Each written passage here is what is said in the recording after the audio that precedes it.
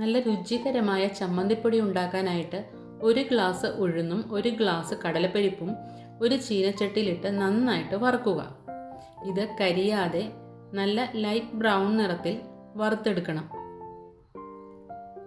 ഇത് തണുത്തതിന് ശേഷം ഒരു മിക്സി ജാറിലെടുത്ത് തരിതരിയായി പൊടിച്ച് മാറ്റിവെക്കാം.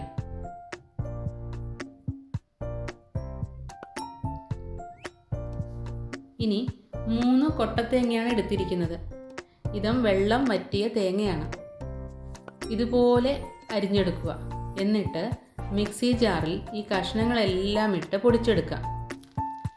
ഇനി ഒരു ചീനച്ചട്ടി ചൂടാക്കി അതിലേക്ക് നമുക്ക് ഈ പൊടിച്ച തേങ്ങ ചേർക്കാം.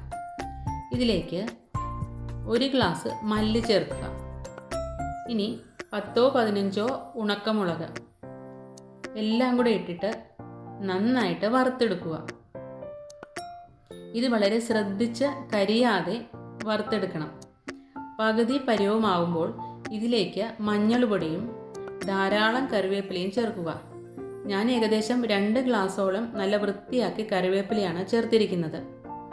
ഇത് ചെറിയ തീയിൽ തന്നെ വറുക്കണം. ഇതൊന്ന് വറുത്ത് നന്നായിട്ട് മൊരിഞ്ഞ് കിട്ടും. ആ സമയത്ത് ഗ്യാസ് ഓഫ് ചെയ്യുക. തണുത്തതിന് ശേഷം വെള്ളമയം ഒട്ടുമില്ലാത്ത മിക്സി ജാറിലെടുത്ത് പൊടിക്കുക. ഇതുപോലെ നല്ല എണ്ണമയം വരും. ഈ മിക്സിലേക്ക് നേരത്തെ മാറ്റിവെച്ച വാളൻപുളിയും ചേർത്ത് ഒന്നുകൂടി അടിച്ചെടുക്കുക. ഇതൊരു ചീനച്ചട്ടിയിലെടുത്തിട്ട് പൊടിച്ച് വെച്ച പരിപ്പ് ഇതിലേക്ക് ചേർക്കുക. ഇത് കൈകൊണ്ട് നന്നായിട്ട് മിക്സ് ചെയ്യുക. പൊടി സാവധാനം ചേർത്ത് കൊടുക്കാം. ചില തേങ്ങയ്ക്ക് എണ്ണ വളരെ കൂടുതലായിരിക്കും, ചിലപ്പോൾ കുറവും.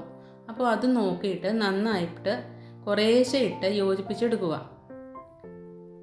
ഇതിന് ശേഷം ആവശ്യത്തിന് ഉപ്പും ചേർക്കുക.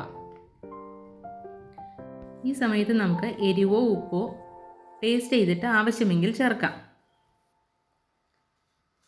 തണുത്തതിന് ശേഷം ഇതൊരു ചില്ല് ഭരണിയിൽ സൂക്ഷിക്കാം.